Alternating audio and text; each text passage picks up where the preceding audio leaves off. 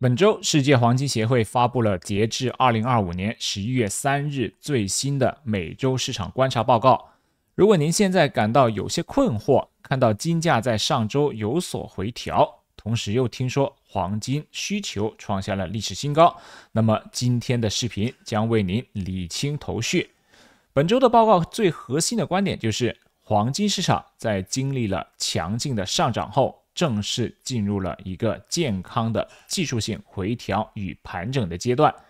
尽管上周价格有所下跌，但支撑金价长期走强的基本面，也就是全球强劲的投资需求，达到了历史最高水平。这背后是美国政坛的僵局与民主党选举前景之间的博弈。接下来，我们将深入报告的每一页，用数据为您揭示市场的全貌。大家好，欢迎来到浩投资的频道，我是孙浩。首先，我们来看报告的第2页，标题是你需要知道的僵局与民主党。这一页的右侧有一张非常关键的图表，名为本周图表昂首前行。这张图清晰地展示了全球黄金的总需求和 LBMA 黄金季度平均价格。我们可以看到，在第3季度，全球黄金需求包括场外交易 OTC 达到了惊人的1313吨，同比增长了 3%。 更重要的是，无论是季度平均金价还是总需求量都创下了历史新高。这说明尽管价格上涨，但全球投资者和消费者的购买意愿依然极其强劲，这为黄金市场提供了坚实的基本面支撑。现在我们来看第2页的底部这一张资产表现条形图。这张图总结了上周和年初至今全球主要资产的表现。黄金上周下跌了 2.3%， 但年初至今的涨幅依然高达 53.8%， 在所有主流资产中表现非常出色。相比之下，白银的年度涨幅更是高达 68.5%。这张图告诉我们，虽然上周市场有所波动，但从长远来看，贵金属依然是今年的大赢家。接下来，让我们翻到报告的第3页，标题是关于黄金的一切。右侧的这张黄金市场仓位周度变化图，为我们揭示了上周金价下跌的直接原因。请看第一部分，全球黄金 ETF 的需求。紫色的柱子代表上周的数据，显示全球黄金 ETF 出现了净流出，尤其是在北美和欧洲地区，这表明一些短期投资者在金价高位获利了结。再看第2部分 COMEX 和上海期货交易所净多头头寸。我们可以看到，作为市场的聪明钱代表的基金经理在 COMEX 的净多头头寸依然维持在接近500吨的高位，这说明专业投资者对于黄金的长期前景依然看好。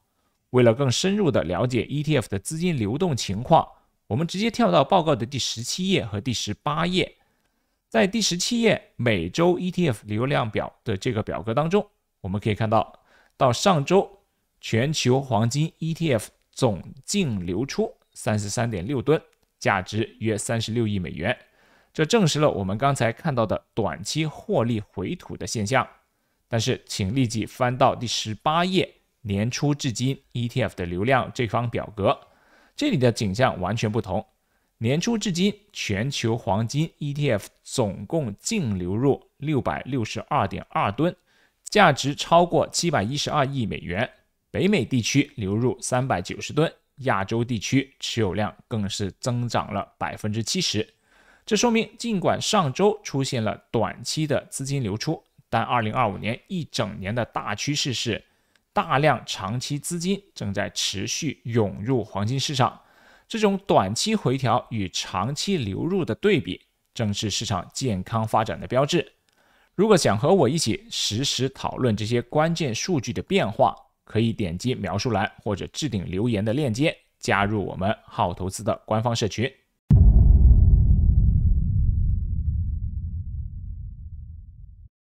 那么究竟是什么因素导致上周的金价回调呢？让我们回到报告第11页，看一下世界黄金协会独家分析工具黄金回报归因模型 GRAM。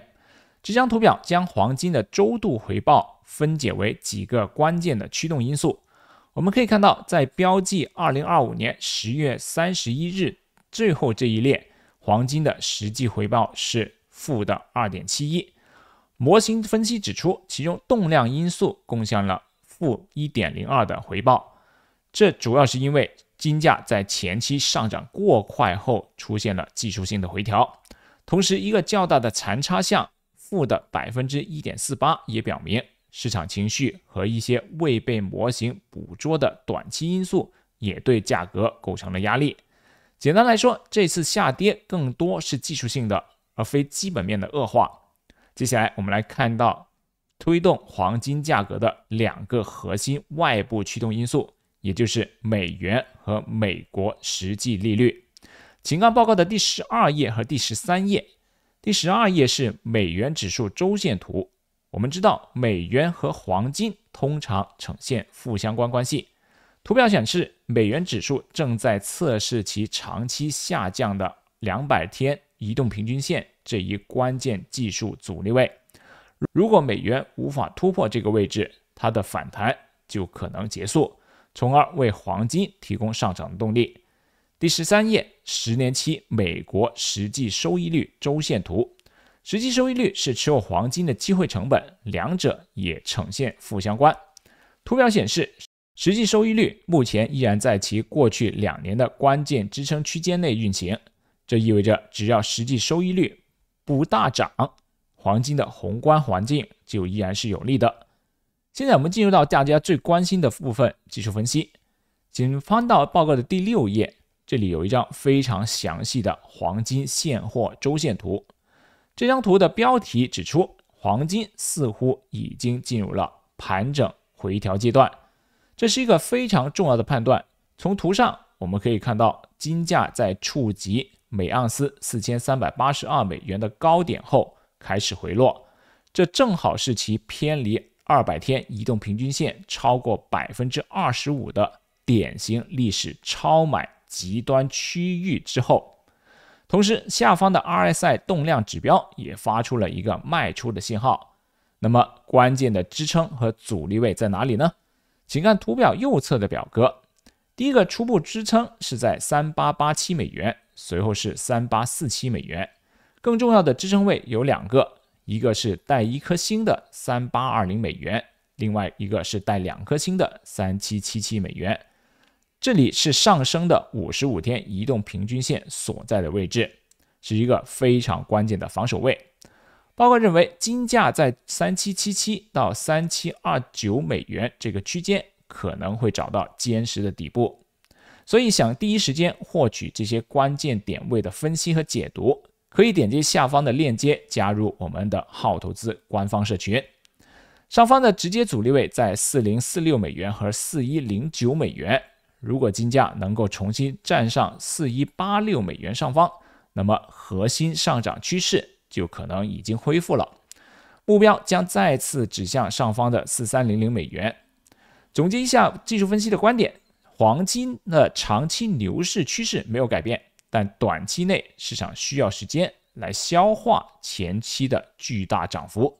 这次回调是健康而且必要的，它正在为下一轮上涨积蓄力量。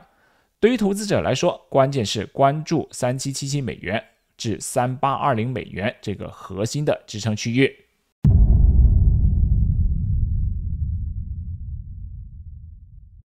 了解了过去，我们更要展望未来。请大家翻到报告的第5页，未来1周。这一页为我们预告了这一个星期需要值得密切关注的几个关键点。首先，由于美国政府可能持续停摆，像非农就业报告这样的关键经济数据可能会被推迟发布，这会给市场带来更多的不确定性。在美国方面，我们需要关注周一的 ISM 制造业 PMI 和周三的服务业 PMI 的数据，这将揭示美国经济的健康程度。同时，周五的密西根大学消费者信心指数也可能受到政府停摆的负面影响。在欧洲方面，英国央行预计将在周四维持利率不变，市场将关注其对未来经济和通胀的看法。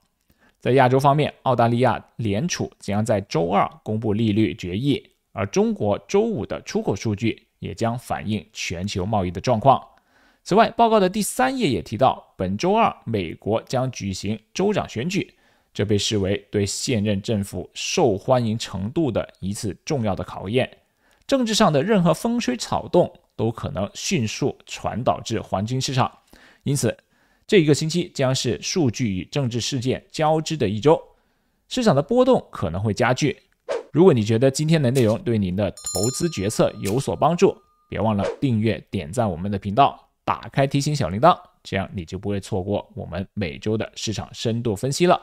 感谢大家的收看，我们下期再见。